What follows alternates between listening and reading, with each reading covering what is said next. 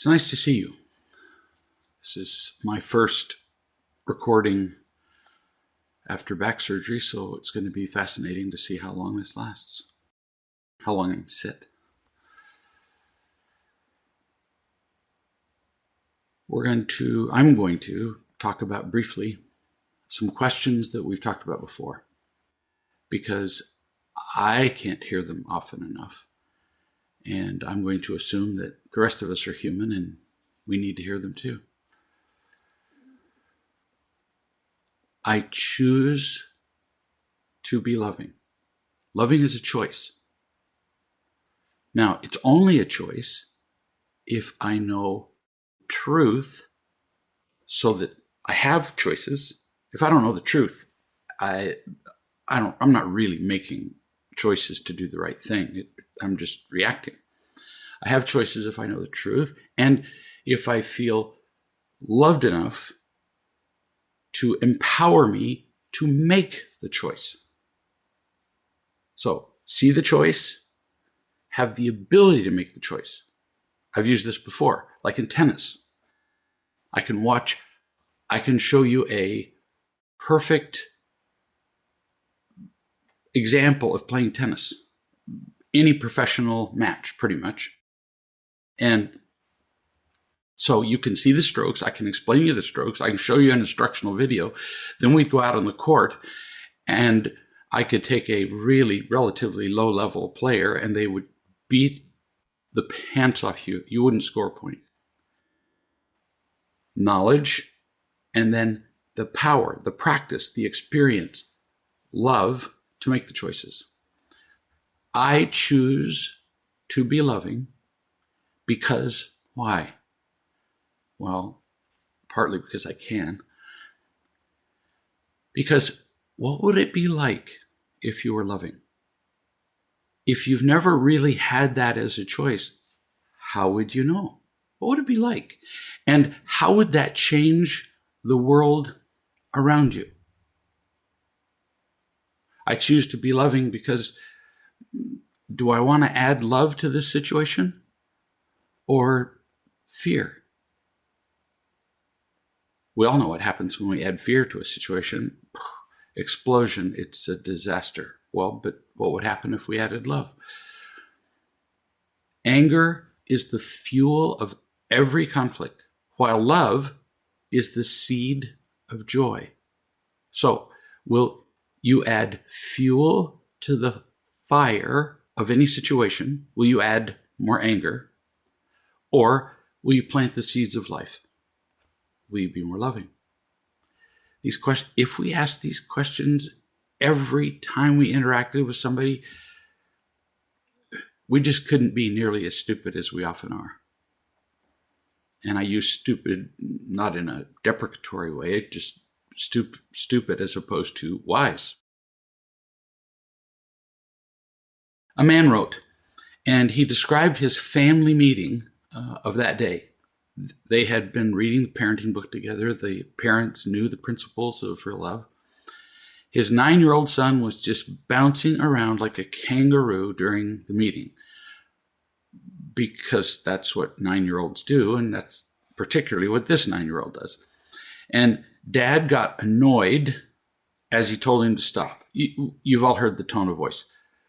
Stop doing that. How many times have you've all heard it? That's all you need to hear again.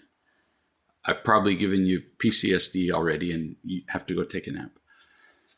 Both children immediately said, Daddy, that's all. Because it had that tone that communicates, you know what you're doing is unloving, right? And his wife simply reached out with her hand and put it on his hand.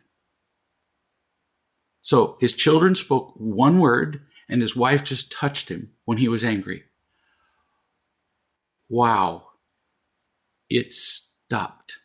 He stopped being angry. He went, oh my, if I say one more angry word, this is going to get much worse. Now, that doesn't make it okay that the child is bouncing around during a family meeting.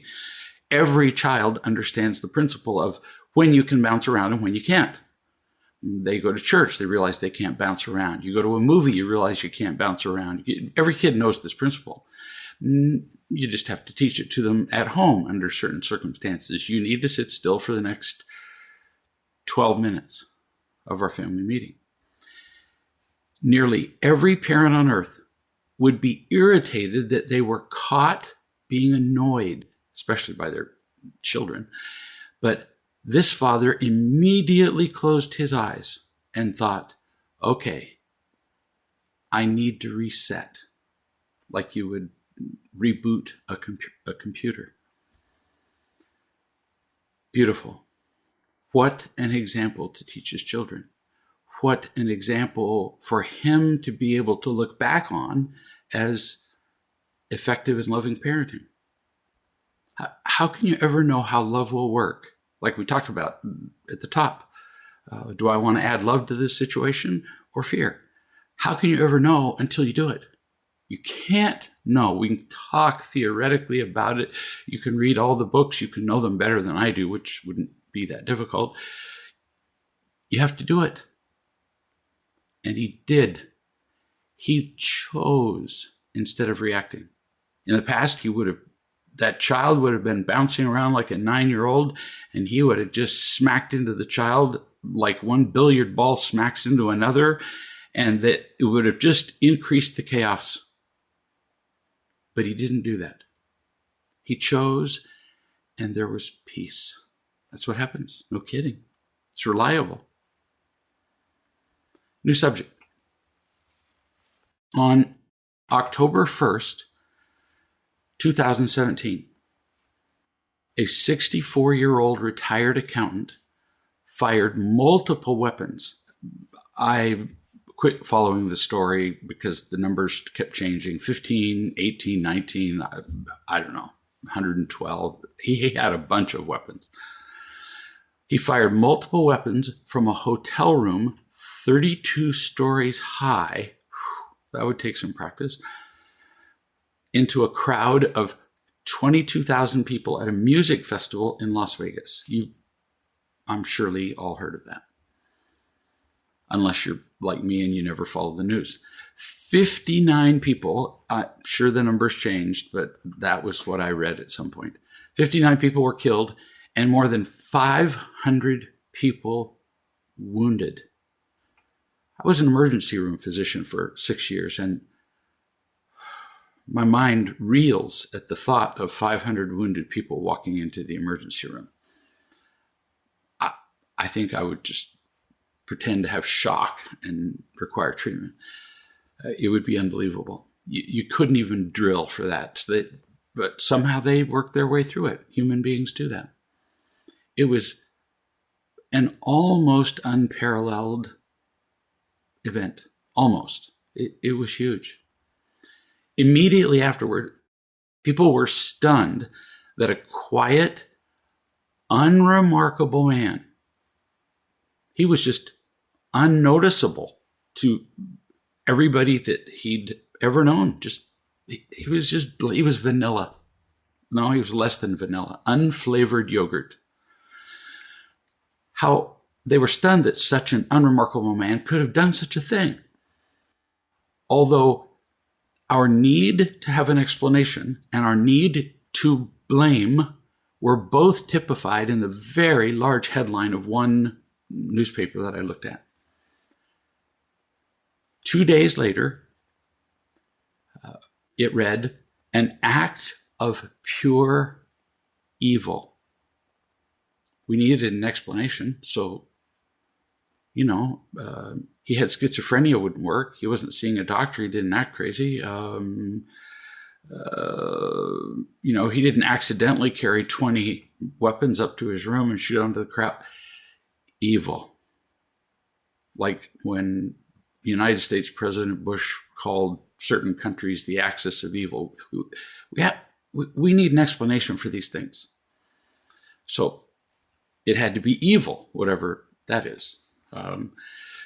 This accusation demonstrated this headline showed zero understanding of human beings and only a need to sell the blood and horror that attracts readers. This happens a lot. It's called drama. Neighbors were, you can imagine, every reporter in the country raced to Las Vegas to be the first to interview relatives, neighbors, the mailman, whoever. Neighbors were hurriedly interviewed, and they said that the murderer didn't stand out in any way. Didn't beat his dog, didn't throw things through the window, didn't play loud music, didn't dance naked in his front yard, nothing. A cursory FBI investigation revealed that his father had been a convicted bank robber who evaded law enforcement in the 1960s and 70s and was on the FBI most wanted list. Imagine how that would affect a child.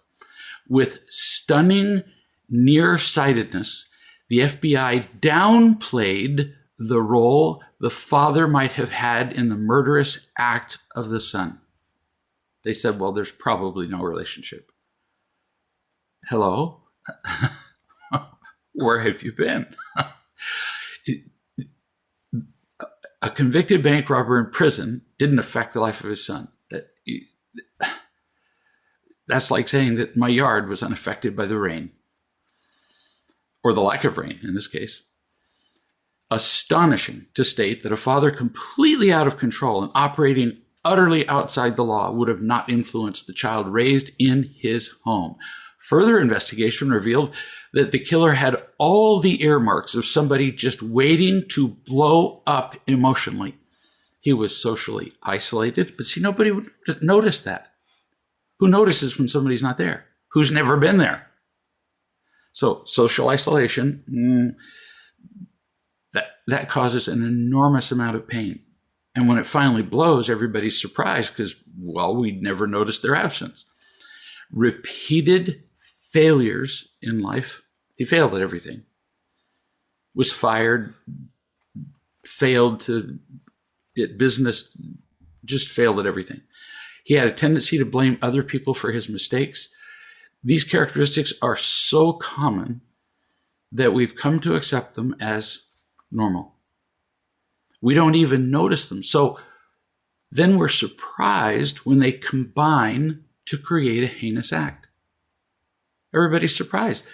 There is no surprise. It's like when Robin Williams, probably the most famous comedian on earth, killed himself. All but, as I remember initially, all but one of his friends said, we're so surprised that this would happen. And then one friend mentioned it a little, and then later friends said, well, he's been incredibly depressed and then hypermanic and gone through these episodes and been a bipolar depressive all of his life. Bipolar disorder type 1. But nobody cared. All they cared about was how entertaining he was for them when he was manic. When he was depressed, they figured, well, he must be just on vacation. Nope, nobody noticed. And it's not like he talked about it. So we're surprised when these conditions combine to create an act like this. Most of the time, they combine to create parents who emotionally destroy their children, in spouses who ravage their partners, and in people whose misery is beyond description. The Las Vegas shooter's girlfriend, he had a girlfriend, which is actually surprising to me, said that sometimes he would just lay in bed and moan and scream. Anybody listening now? The man was in horrific, ineffable, unspeakable pain. And he finally snapped. He did whatever it took to get rid of the pain. As he fired into the crowd, he saw every person who'd ever slighted him, ignored him, made him feel small, knowing that at the end of it, he was going to shoot himself, which he did. So he took it out on the world and then disappeared. Perfect. The play of his life had been a nightmare. So he gave it a fitting ending and exited the stage. This is puzzling to people? No, it makes absolutely perfect sense. When will we begin to notice? When will we address the root causes of such acts? These things have been happening for a long time. Children are killed by a mass murderer in Connecticut, Colorado, blah, blah, blah, blah, blah, and I'm not minimizing them. They happen all over the place, not just in this country, but in lots of places. So when will we address the root causes? Pain, childhood neglect and abuse, instead of making it all about, oh, pick a thing. If guns were used, we'd make it about guns. But then somebody kills a crowd with knives.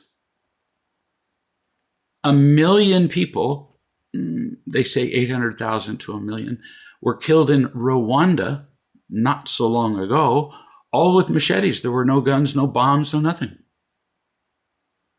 So it's not the guns. Yeah, guns make it easier. That's a fact. It would have been much harder to wound 500 people throwing knives from the 32nd floor. But we keep treating the symptoms. I read a magazine about rape on campuses, and they talked about the administration needs to do more. Reporting needs to be better. That the potential victims need to be more hypervigilant. Oh, wonderful. Like the campaign years ago for children where there were signs up all over the place, stranger danger. Oh my goodness. I'll bet that didn't protect a single child. There's, in this article that I read, Cover magazine article, Time magazine, there was not a word, not once was the word parent mentioned.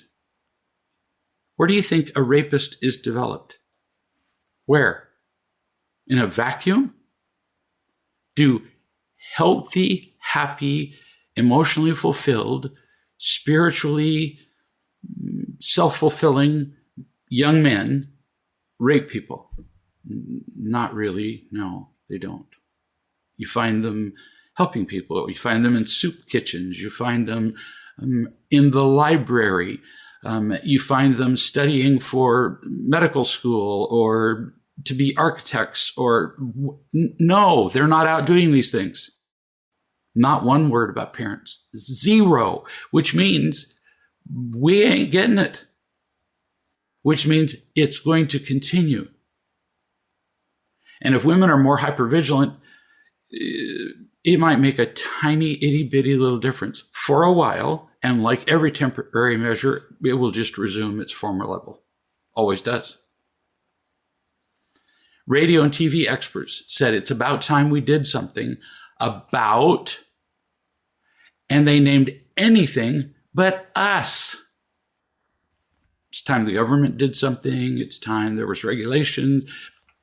Nobody named anything about us, anything that would require real effort, instead of just what they proposed, which was spending more money, administration, controls, law enforcement, and of course, amidst all of this, lots of thank you drama. Oh man, we love reading this stuff. As we read it, we go, oh, that's so sad. And we can't keep our eyes off it. A mother kills her child, and we go, oh, that's sad. And then we listen on television and we read about it over and over and over again. Well, the mother was neglectful. The mother had been neglected herself. She had no idea how to be a mother. And in the process, her neglect killed the child. Well, that's the end of that discussion. So what are we going to do about it? Instead, we read about it for days, sometimes weeks, because we love the drama. We call it an act of pure evil, which is a great name for a movie or a headline, but useless for solving the problem. So we're back to the questions. What would it be like if we added love to this situation? We're back to that. Oh, I hope we get to that. New subject. A woman, Jill, writes, my husband, Lewis, is a real people pleaser. Everywhere he goes, he entertains people. I've known many people like that. Like it's like he was on stage all the time. So if we go anywhere, I'm alone because he's off pleasing everybody, telling stories. What can I do for you? Serving drinks, telling jokes. I'm alone. What can I do? Well, you can't control him. That's really not how partnerships work. But you can make requests. If you make it in the form of an accusation, like you're always people pleasing and you're never with me, I can tell you how that's going to go. So don't do that. He'll be offended. And he'll deny it. But you can make requests about him doing things with you. I can't tell you how many couples I've talked to where this is the case. He's the people pleaser, she's the people pleaser. And I say to the person who's being neglected, how many times have you said to him during a party, I need the next 10 minutes with you? Would you just come and sit next to me and hold my hand and, I don't know, kiss my neck or look in my eyes or talk to me or something? Never, ever. All they do is get irritated. And then the people pleaser, what? What people pleaser likes disapproval. That's why they people please, to avoid disapproval. So their spouse is disapproving.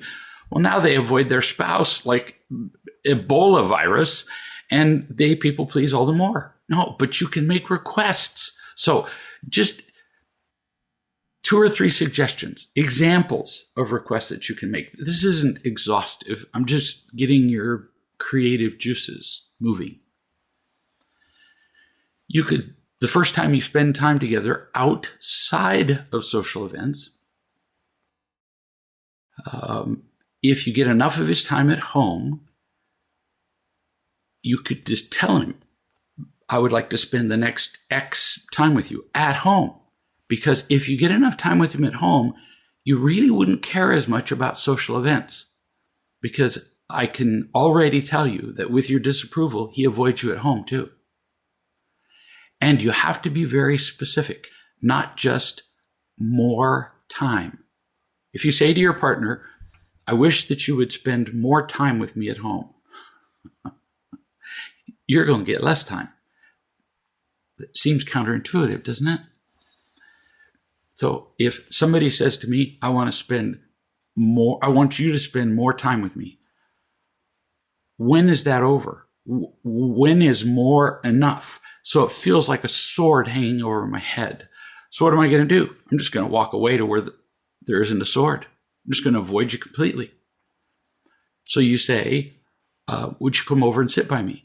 Would you play a game with me? Would you put a puzzle together with me? Would you go on a walk with me? I mean, come on. There are lots of things to do. You come up with those. If you had enough of that time at home, then the party time, you would just go, let him go entertain everybody.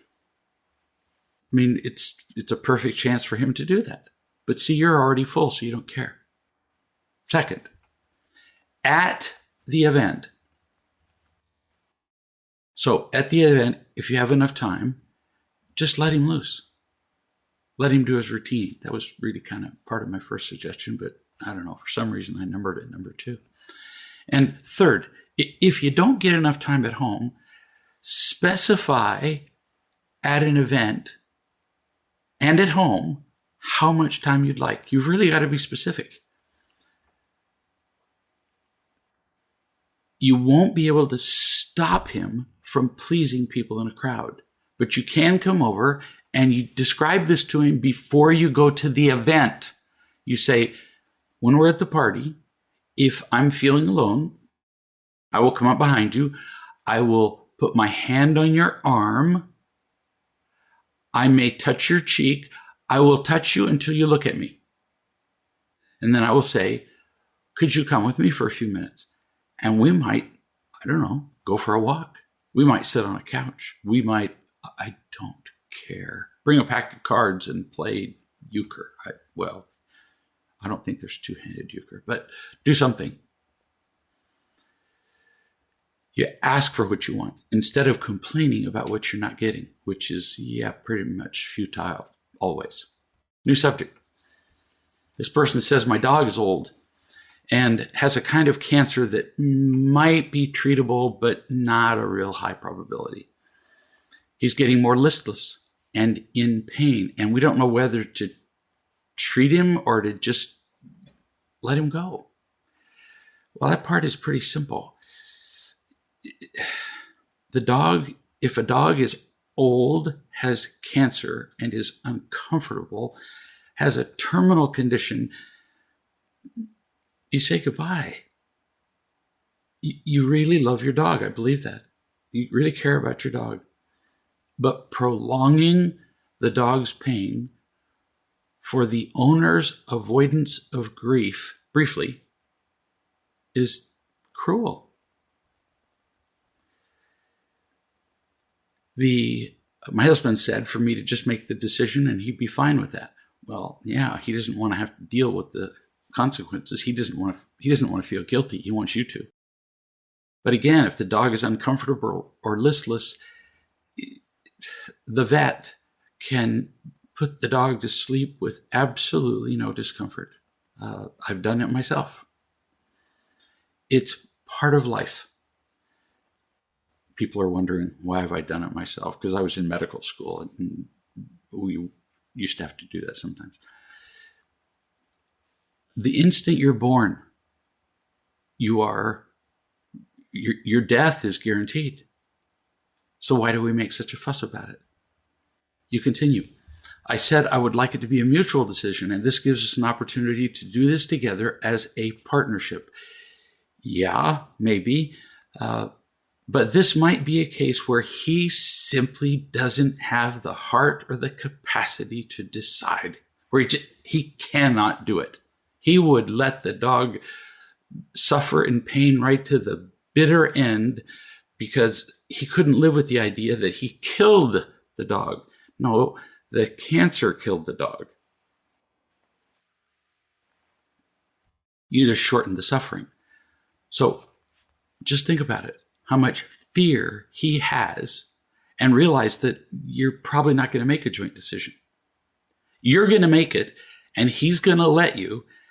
And then later on, it's very likely he might bring it up that you killed the dog. And you say, oh, honey, your tendency is going to be to blow up and say, well, it's because you are a spineless coward and you wouldn't participate in the decision. I wouldn't recommend that particular combination of words. No, if he brings it up later, you just say, honey, it was too scary for you. It was scary for me, but I made the decision anyway. And I'm still not telling you what to do. You do whatever you want to with the dog. You continue. We'll decide what's best for the dog, then what's best for me and my husband, and common ground and all that. And we'll make a decision by a certain date. And if nothing has changed, if my husband doesn't override my decision, then we'll say goodbye to the dog on Friday. You're talking about what's best for you two. But really, isn't the only loving factor here, you're talking about the dog. If he's failing, as you say, because we have an obligation not just to love our partners, but everybody. And your partner has already stated that he's incapable of making the decision, even though later he's going to say that he didn't want it to be done. And treatment's not likely to work, then let him go. It would be the loving thing to do. I don't want my life prolonged if I'm in terminal pain. Let me go. New subject. I know a woman who's been practicing real love, and she met a guy and is wondering whether to marry him. She's been trying to interest him in real love for months. And she writes to me. He says, he is totally committed to me. Very easy words to say. I can type them in 3 seconds. It's a completely different thing to live. If somebody doesn't even know what total commitment is, then what does it mean when they say they're totally committed? It doesn't mean anything. You continue. And he wants to do his own real love journey in his own time. How many times have I heard that? Now, yes, it is possible for somebody, in fact, we all have to do our own real love journey in our own time. We really do. We can't do it in somebody else's time. But people who are really eager to change their lives never use that phrase. I'm just sharing with you a great deal of experience. They say, that is so cool. That would be like a fantastic way to live. I mean, where can I go to get more? That's what they say. When people say, well, I want to do this in my own time. Every single time, not 99% of the time, every single time I've heard that, they never end up doing it at all. There, does that help you? You see how the two halves of that sentence are incompatible? He wants to do his journey. He's totally committed to you in his own time. Wait a minute, hang on. I'm completely committed to you in my way. Completely in my way. No, completely is completely. That's like me saying 2 + 2 is 5 because that's in my own way. No, it's 4. And completely committed means diving all the way in. Let's go. Let's study. Let's read. Let's learn. I've heard so many variations on this lie. Can't count them. He claims to be totally committed, but his version of commitment is to do what he wants. That's not commitment. That's the claim of commitment. He's painting garbage blue because he knows you like the color blue, but it's still garbage, just painted blue. Like my claiming to be totally committed to training for the Olympics in 2 years, but I'll get around to training, pay attention, in my own time. I don't know how much you know about, professional athletic training, but I can tell you that if a potential athlete came to a world-class trainer who had trained Olympic champions and said, but I would like to do the training in my own time, the trainer would either burst into laughter or just walk away, or both. The first one, and then the second one. But both can't be true. Totally committed and in my own time. It's impossible. He is not telling you the truth. Was that clear enough? He's lying to you. I don't want to leave any room for ambiguity. You continue. He wants to do it for himself, for us and his 2 sons. No, he doesn't. Or he'd already be doing it. Notice, he wants to do it. He wants to do it. He wants to do it in his own time. But so far, and I'm acting on more information than the audience knows, he hasn't done a single thing. Hasn't read a page, hasn't had a discussion, hasn't with her about nothing. Well, that's called completely uncommitted, not totally committed. So he's not even halfway. He's nowhere. You continue. All the previous times I tried to get him more involved, like, say, reading Real Love in Dating with me. Well, that's a pretty nothing requirement. All the times I've tried to get him to do anything, he pushed further away from it. Exactly my point. So who you are involves living in a real love partnership, which is kind of reasonable. He's totally committed to who you are, he says, and then he does nothing, not 10%. 10% would still be nothing. Even 50%, I'd be going, run away. He hasn't done a thing. So he's not totally committed to you. Again, if you're vague on this, he's lying to you. Lying. Now, does he know he's lying? No, I'm not calling him a liar. I'm not going to go up to him and say, you wicked, like the headline said for the Las Vegas shooter, you're an act of evil. No. But he's lying. You continue. He says he's a slow burner. That's actually a fairly old phrase. It kind of gives him away as not being of the X or Y or whatever generation. Meaning his fire takes a while to get going, but then he bursts into flame. Yeah, well, that would be complete foolishness.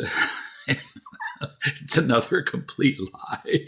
I've heard versions of that hundreds of times. It means when he says, I'm a slow burner, it means my fire is out, and if there's any chance of a spark igniting, I have a swimming pool nearby to jump into so that no flame will result. He's a complete non-burner.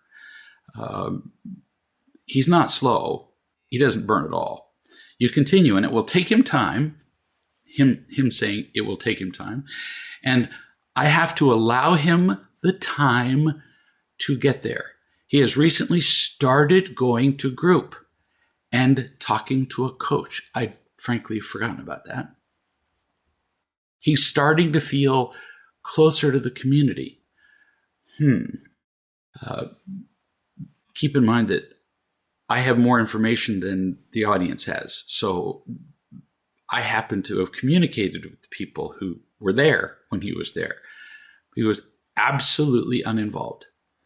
So what do I suggest to you? Ask the coach.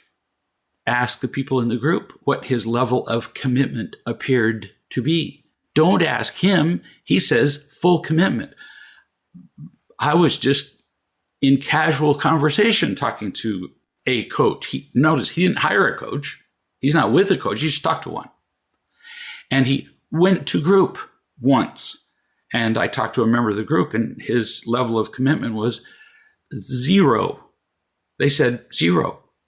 Showed no interest at all. He just went so that he could tick that box off with you. Yeah, I went to group. There, see? I'm completely committed. No, that doesn't count. He's one of, most of us who think that words are similar to action, that words mean something. They don't. I really, really want to become more fit as I lie on the couch and eat Cheetos. No, I don't. My words mean absolutely nothing. I've really got to get this desk cleared off. The desk that's been, covered 6 feet high for the last 20 years. No, I don't. Saying the words doesn't mean a thing. If I say I really want to clean this off, and I say that in the process of cleaning it off, well, then now words mean something. Words plus action, truth. Words without action, words. I just will sit and read a book out loud. You continue. He's promised to purchase books for himself to start to read on his own instead of waiting to see me to read something together. He sees me 2 to 3 times a week. So after all these months, he's talked to one person in Real Love and been to one group. And after all these months, he's promised to get a book. After all these months, after knowing that this is really important to you, he doesn't have his own book. You're kidding me. If my potential partner said, my greatest fascination in the world is the guppies that grow in Nepal, I'd buy the single book on earth that's been written about them. Just because she cares. I would. Why wouldn't I? but he hasn't done anything. That's called no commitment at all. You continue. Then he'll read books. Sorry, back up. This is me talking, not you. Then he'll read books about relationships on his own. Notice, you've asked to read the books with him because, after all, the eventual goal is what? Partnership. But his solution is to read the books on his own, which means that he'll read the words through his lenses that have been distorted from birth, which means he won't understand a word he reads. Doesn't matter what the words are. They're just a repetition of his past. It's like saying he really wants to play piano duets with you, but he hasn't learned to play the piano, but he'll order some books and he'll practice on his own without a teacher and without playing the duet with you. Yeah, he's probably not going to be a really great duet partner. Just saying. Actually, it's kind of crazy. You really need to listen to this. Whether you do is up to you. But he shows no interest in being your partner. None. On a scale of 0 to 10, he's a flat 0. And you're going to take your chances that will develop into a 10? Okay. But that'd be like, I plant plants in my garden all the time, and I go to the nursery, and I go through the plants, and I find a pot that has nothing in it, just dirt. Oh, and then in the middle, there's this little stick where the plant was that died. I'm going to buy that one, take it home, plant it, and hope it lives. You're joking. And that's what you're hoping. Am I getting clearer? You say, this is an important, by the way, discussion, because this is how dating goes. Whoa. I'd say at least half the time. This description applies to half the dating conversations I have. And that's with people in real love.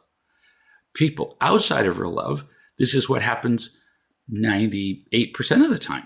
Not kidding. You continue. He says he knows that in order to have a relationship with me, he needs to put real love first.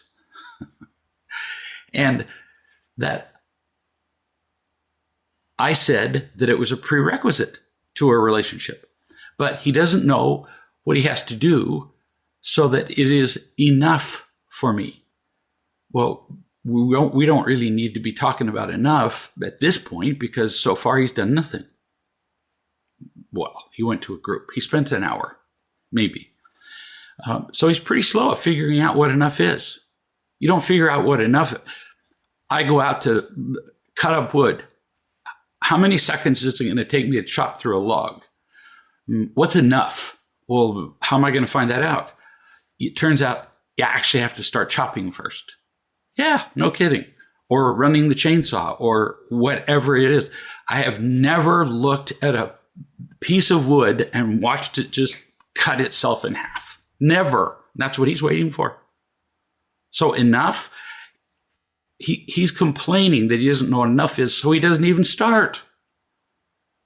It doesn't work with wood, and it doesn't work with relationships. So tell him exactly what you would require from a partner. No single decision is more important than picking your partner for your happiness. I'm not kidding. If you're going to have a partner, you can be quite happy without a partner. But if you're going to pick one, picking the wrong one is a disaster. It's like living in hell. And yet he seems just peripherally interested. No. Strike the word seems. He is peripherally interested in the single thing that makes or breaks relationships. I'm not being negative here, my dear. Just very experienced watching people make promises they don't keep. He says he is doing everything he can to make you happy and is spending as much time as he can. Sometimes I just don't write things down very well. This is you now. I was speaking and now it's you. You say, he says he is doing everything he can to make me happy and is spending as much time as he can with me, but it just never seems like very much. I seem like an afterthought. He wants me to be with him more and would like me to move in with him. So you're seeing him 2 or 3 times a week, and he's doing absolutely nothing to develop a relationship, and he wants you to move in with him. Are you figuring the math out on this about what he really wants? He wants me to tell him what he has to do to convince me to trust him, and that will be enough for me. In other words, he's saying this. Here's what he's saying to you. Please tell me what lies I have to tell so that you will want to move in with me. That's what he's saying. Is that clear enough for you? He wants to talk you into moving in with him, fully committed, while he does as little as possible. Seeing it?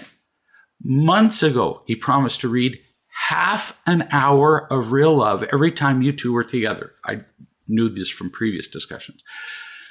But it still never happened.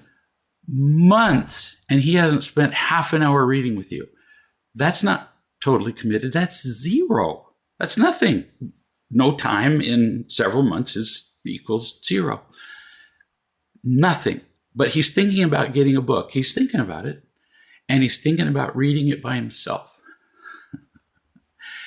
I'm laughing because it's laughable. That's why. By the way, I'm not making fun of him. I'm laughing at the possibility that he could have an unconditionally loving relationship with you. That's what I'm laughing at, not him. Be clear. How big a lie are you waiting for until you see that he doesn't mean what he says? Really, I'm asking you. You continue. We're having sex maybe once a week. Oh, now I'm really confused. So one of the strongest statements in the dating book, which you've read, is no sex at all, none, until you have a completely committed relationship, like as in married. Or if you don't believe in marriage, committed for life. But you're having regular sex with him. Well, so of course he wants time with you. I had a friend who regularly, once a week, had sex with a single prostitute that he liked the most. Does that mean they had a relationship? No. And that's what this guy's doing with you. Oh, forgive me. I'll probably get emails. But to him, that's how you function. He's just using you. As long as sex is involved, you two have no idea what your real emotional relationship is.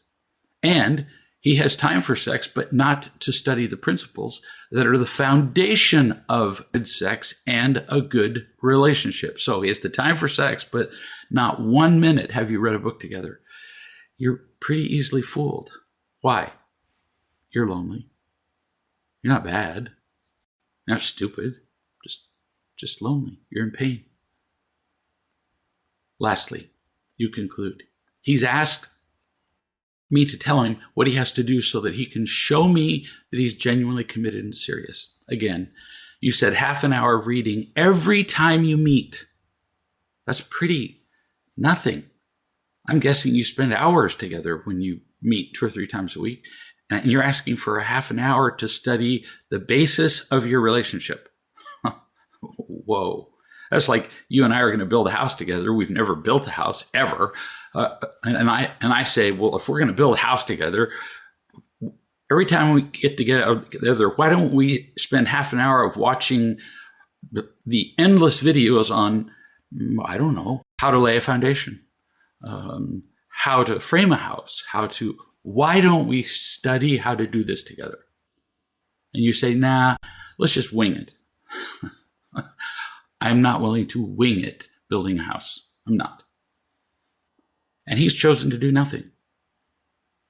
Keep the standards that you set out for a relationship. Or if you don't keep the standards that you set, I didn't set them for you. Remember that. You did.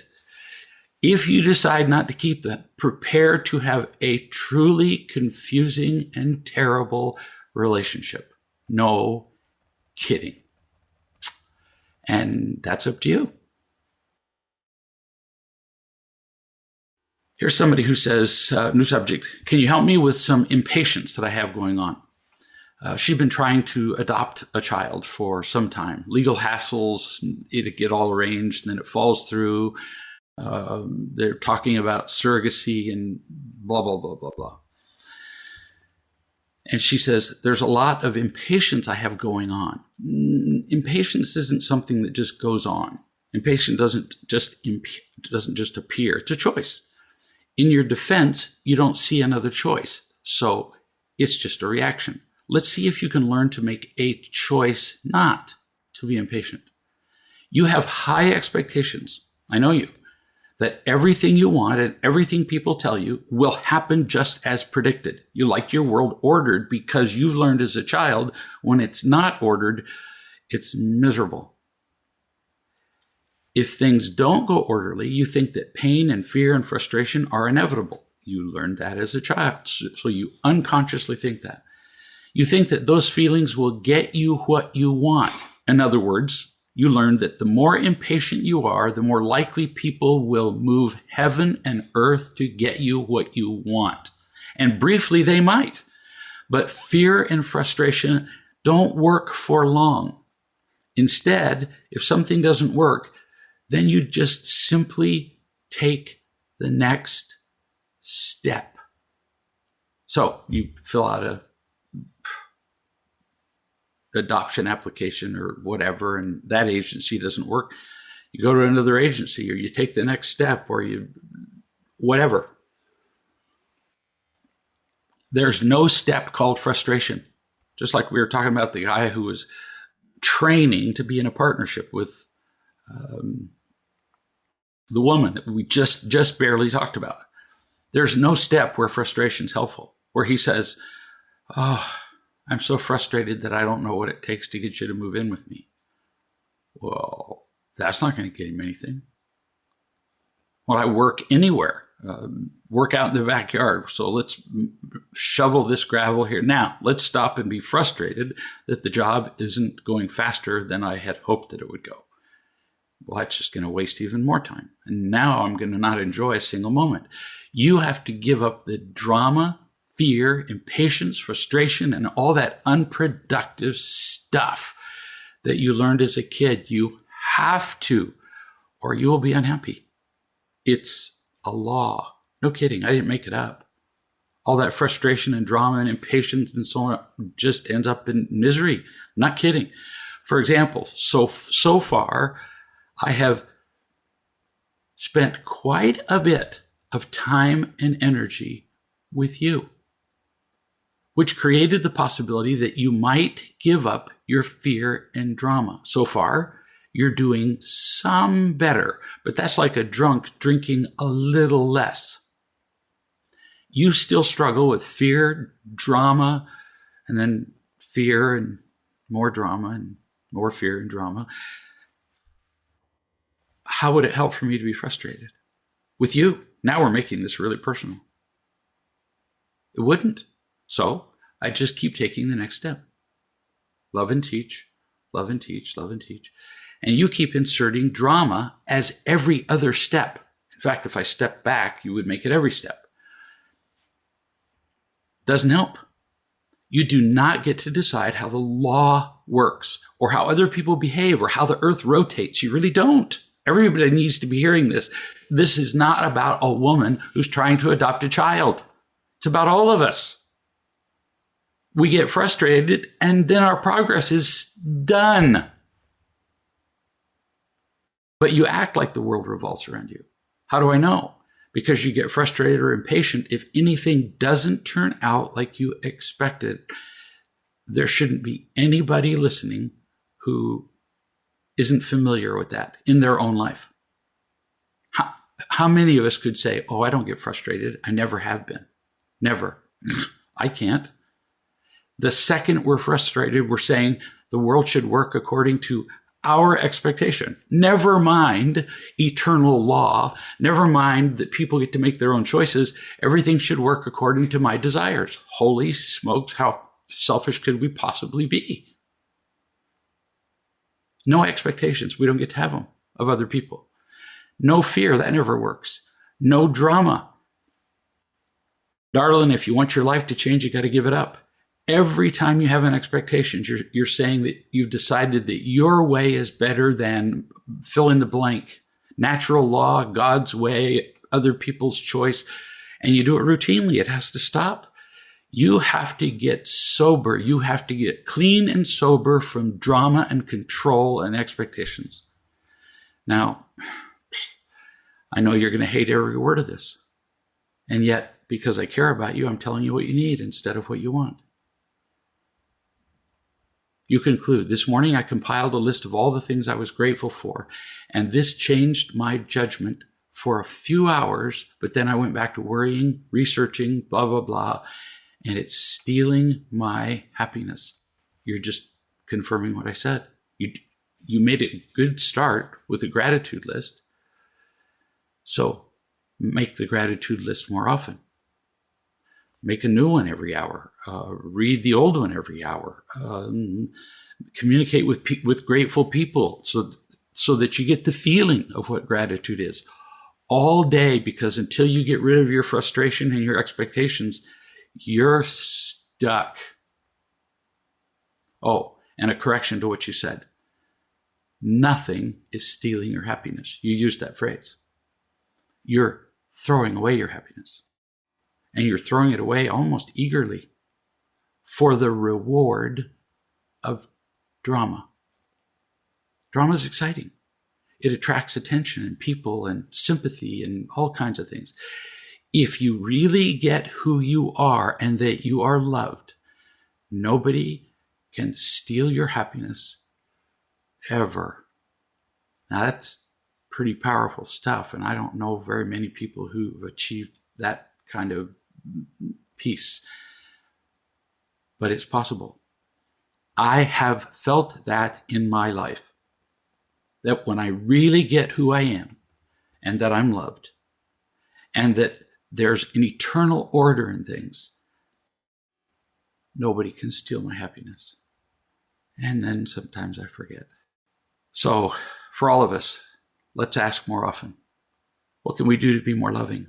What would it be like if love were to be brought into this situation? And our lives are guaranteed to be happier. We'll see you next week.